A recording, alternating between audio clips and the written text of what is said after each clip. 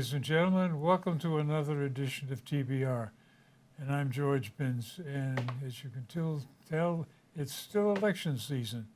And we have with us this evening the candidate for School Committee Ward 1, Catherine Gallivan-Frost. Hi, George. Thank you for having me. So you've been out knocking on doors, getting signatures, and introducing yourself to the neighborhood. What are they telling you? What do you hear from them? So generally, most folks are interested in the budget, concerned about the budget. I think money's always going to be a top priority. In terms of the school, I'm hearing a lot about bullying. I'm hearing a lot about unacceptable student behavior in and out of the classroom. That's a big concern for a lot of families. And then most dear to my heart, many families are concerned about how are we helping students who are struggling in school, because I believe it was Monday or Tuesday, data was released that the MCAS scores aren't quite doing what we were hoping they were going to do across the state. I believe 13 districts in the Commonwealth were able to get to pre-pandemic levels. And I know that it's due to several factors, but that's what people are talking about. Well, the pre-pandemic is no bragging point either, because if you get in deeper into the data, there seems to have been some reasonable performance up through about 2013. And then it started going downhill there. And when the pandemic hit, it really dropped. And okay, so we recover a little bit from that, but the situation it's just not good. And the data I've seen looks like the less than 50%, or maybe just about 50% of the students are reaching acceptable levels, and most of them are less than acceptable. So there's a ways to go. So how are we going to fix that? Oh, the million-dollar question. I think that it's important for us to spend some time really looking at what we're teaching and how we're teaching it. Before 2013, but after 2004, there was a literacy movement based on, and I'm not a literacy expert, so I might get my terms confused, but it seemed like more of a whole language approach, teaching words rather than teaching kids phonics and sounding things out. Yeah. And that is perhaps, a lot of experts think that could have been what caused the drop in our literacy, especially for students who do struggle. Maybe they wouldn't have struggled with phonics, but there are so many different types of learners when they aren't taught basic skills that they need and have those skills reinforced. So I would like to look at what they call Tier 1 curricula across the district. Mm-hmm. Are we teaching what best and most current research says needs to be taught? Are we teaching it well? And then after that, I think we need to start looking at something called Tier 2 or some interventions, which is a way that school systems throughout the nation can and should be helping students with gaps. So it's not putting a kid, labeling them disabled or putting them on an IEP. It's saying, this child is struggling with XYZ. We're going to target instruction on XYZ for 6 weeks, 8 weeks, reassess, and then go from there. So I'm not sure if any what supports we have at the academics at the Tier 2 or Tier 3 before specialized instruction is available for secondary students. We have great programming for some social emotional learning, some Tier 2 interventions there, and very thankful for that. But what about some of the academic pieces? Well, what are they doing in Tier 1 and Tier 2 that's different? Okay, so Tier 1 is, everybody's a Tier 1 student. You come into my classroom and I teach everyone. Everybody gets the same story? Yep. Okay. But you know what? Your sentences, they're not really where they should be in the curriculum. So what I'm going to do is I'm going to work with you. I'm going to reteach you. I'm going to try some different ways to teach you how to write sentences. I'm going to have you write some more sentences and maybe your peers are going to have to write. And then after a few weeks, I'm going to see if you have developed those skills independently. It's super tricky to schedule Tier 2 interventions at the secondary level, but I think our students deserve a closer look at their schedules to help them. Well, that gets into the problem of what happens to the rest of the kids when you're doing special ed for one or two of them. So what's great about Tier 2 and some of Tier 3, you don't have to require specialized, you don't need, special ed. Any student can receive it. And that's where I say that the scheduling is tricky because what do we do? Some interventions can be performed in the classroom and sometimes students need more time outside the classroom. But looking at scheduling, looking at staffing, why not offer some enrichment programs? Why not look at what staff and what students are interested in? What kind of enrichment programs? I can, Okay, you financial literacy. teach Spanish, right? Yes. What would be an enrichment program in your Spanish class? Oh, for me, I would love to be able to teach my students about art and teach vocabulary through looking at art. And, it wouldn't be a full year course, but maybe for a block of 6 weeks, any kid that's interested in looking at fine art and modern art, we can go on virtual museum trips, I would be, expected to teach my general content, but also 1 block a day I could do an enrichment activity. But I also have other interests. I teach fitness classes, so it would be cool to teach students, how to use a spin bike, how to pick up weights properly. Yeah. Or I have other teaching skills. Maybe instead of an enrichment block, I could teach an intervention block.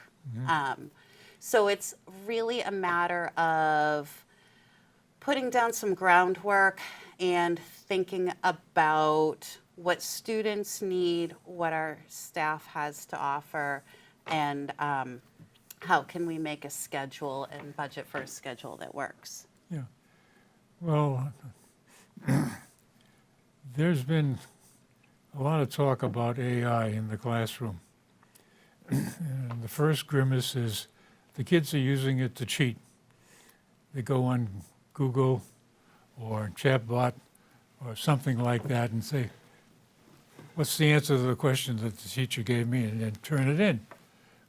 And it's gotten to the point where some teachers who have their own AI program that reads this stuff and says, aha, this is AI written, it's not original. Okay, that's fine. But in this day and age, somebody has to get some research done. That's where they're going to go. That's the quickest way.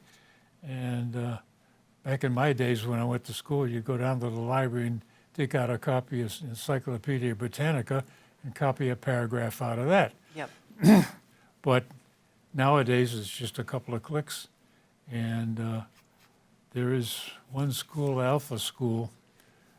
It's got 2 schools, one's in Dallas and another one's in Miami, that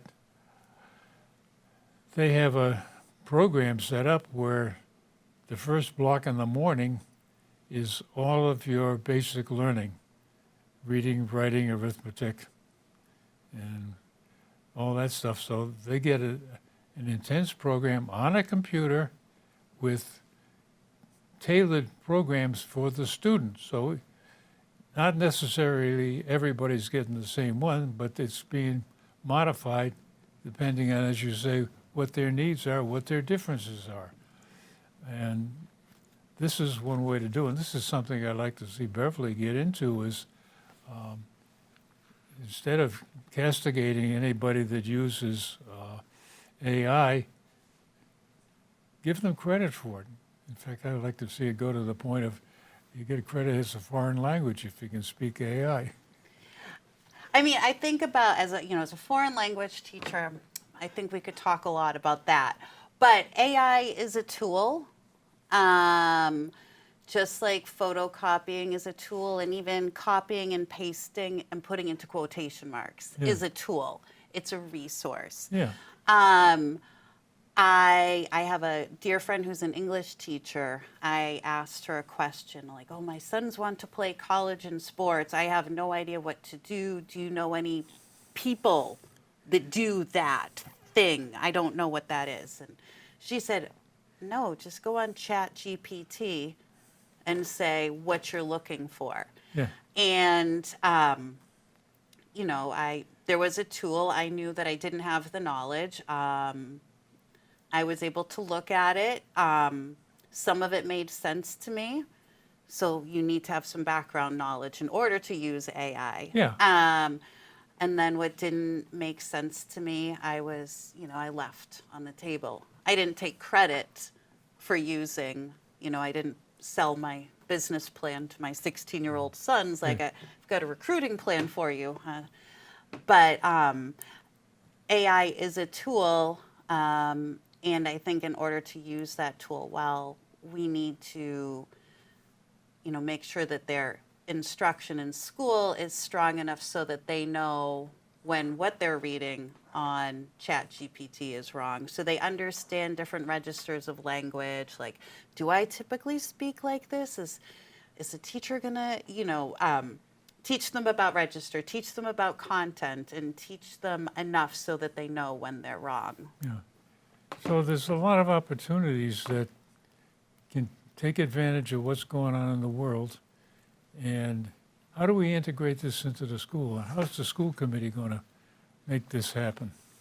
So in terms of school committee, just thinking about their role, one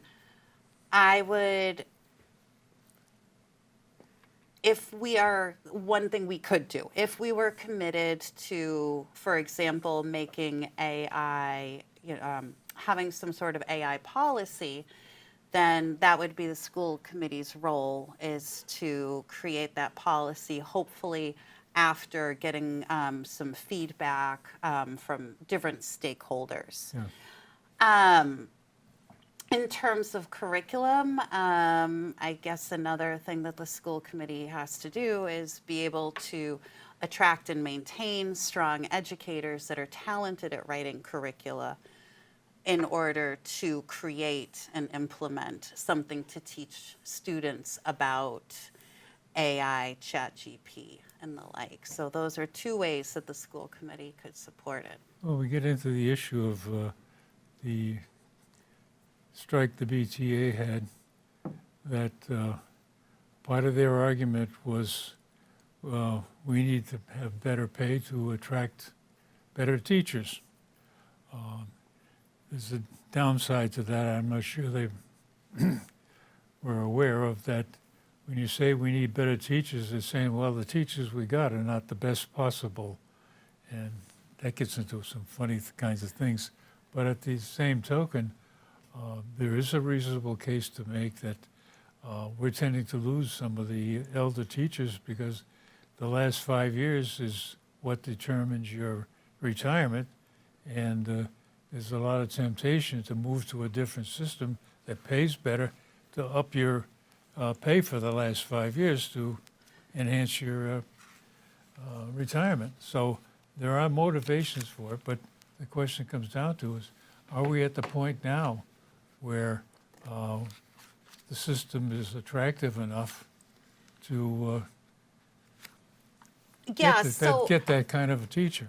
So in full transparency, I've done teacher contract negotiations on probably every 3 years since my boys were babies. So I think I've done 4 rounds of contract negotiations. I've done health insurance negotiations as a member of a teachers association.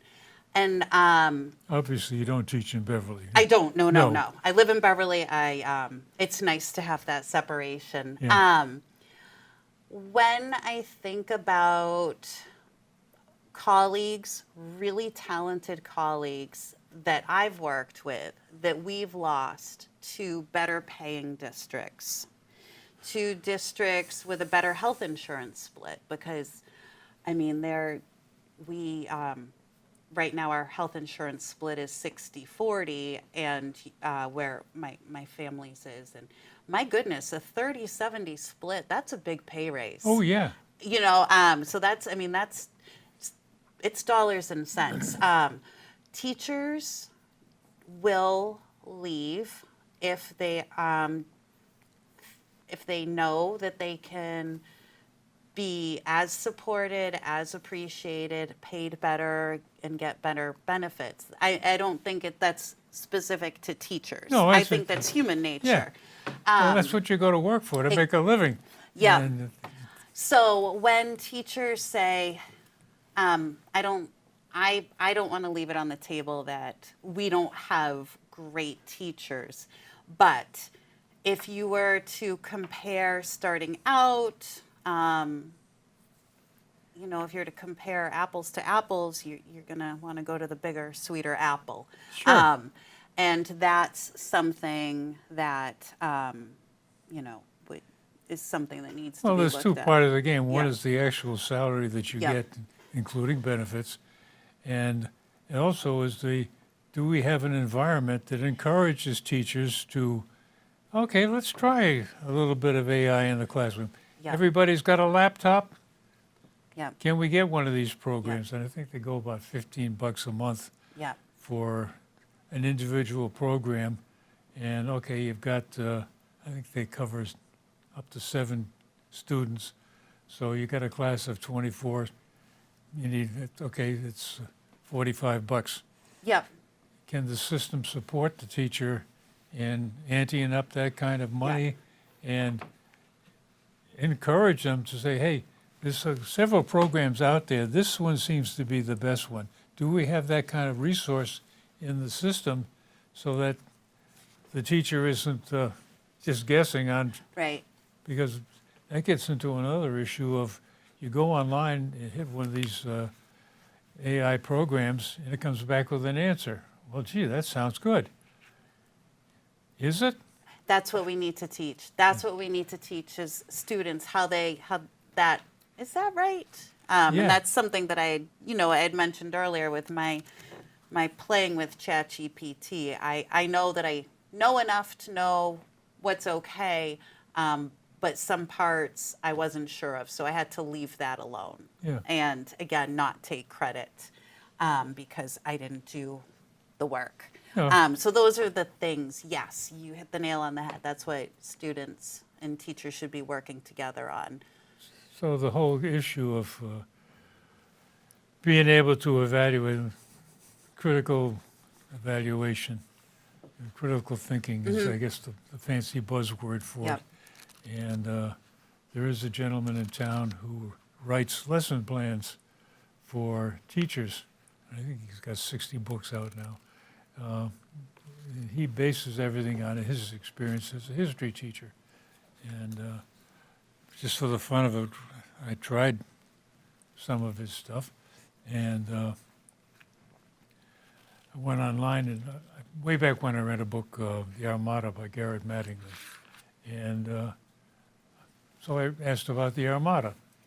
I got back a good story. Well, there were some pieces missing from the story that the book had. Yep. Now, I'm not naive to think that this book is the be-all, end-all of the whole story, but at the same time, I recognize there were significant differences. Yep.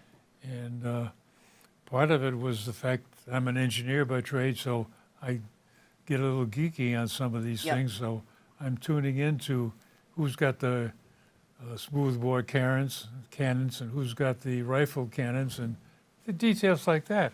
So a lot depends on your background, Yep. what you bring to the party when you type something in, and a lot depends upon critical thinking. Can you say, wait a minute, that doesn't sound right, or Yeah. do you have that kind of intuitive learning in back of you? And I believe that critical thinking is a skill we can teach. And then just going back to talented educators and good tier one curricula, across the levels. I remember years and years and years ago, Pearson, the educational company, had written a piece for reading comprehension, and in one of the paragraphs they had referred to Cinco de Mayo as Mexican Independence Yeah. Day, and it was like, oh, come on, that's a high school mistake. This is not a publishing company mistake. Yeah. And we need to work together to make sure that what we are teaching is quality, factual, Yeah. for our students. They deserve that. Well, way back when just after I retired, I spent a couple of years teaching at the K through 8 school, and ended up teaching life science. In the back of the book, they had little labs to do, and one of them was just calculate your basal metabolism rate. Okay, so I had the kids weigh themselves, measure their height, fill in the blanks on a couple of questions, and punch it in, and produced a curve of weight versus age. I mean, sorry, BMI versus age, or BMI versus weight. And it came out that girls needed more calories than boys. I like that. Thought about that for a while, and that did not make sense. So I asked a couple of doctors about it and said, no, that ain't right. And dug into it a little deeper, went online and looked up the equation, and lo and behold, there was an error in the textbook. Yep. And I used to use that as a learning experience. Just ask the kids, hey, does that sound right? Yep. Boys are out there playing sports, they're bigger and heavier than girls. Shouldn't they need more calories? And you get into these kinds of things, and again, this is kind of a subject where, are we getting the right kind of teachers? Are we supporting them? And one of the things we need to get into, I guess, is when you start to talk about, do we have the best quality teachers? Are we evaluating the teachers every year? I think, like in the Commonwealth, there's a pretty robust evaluation system with, have you seen the teacher's evaluation? No. Okay, so we come up with a professional practice goal, a student learning goal, and depends on if you have professional status or not. I'm on a 2-year plan, so every year I submit evidence that I'm working towards my professional practice goal, that I'm working towards my student learning goal, that I am, able to provide curriculum. I communicate with families, that I'm engaged in my workplace. Now, what administrators do with that data, I can't answer Yeah. to. I know that I take my evaluation very seriously, and Yeah, you fill in the blanks and it disappears into the system. Um, Do you ever get any feedback from? I do. I just met with my assistant principal about my teaching goal, and she was a former English teacher. I'm too wordy, and she's more concise than I am.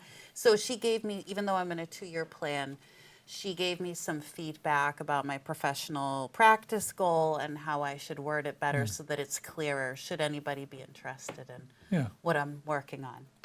okay. Well, we've come to the point where it's your turn to All right.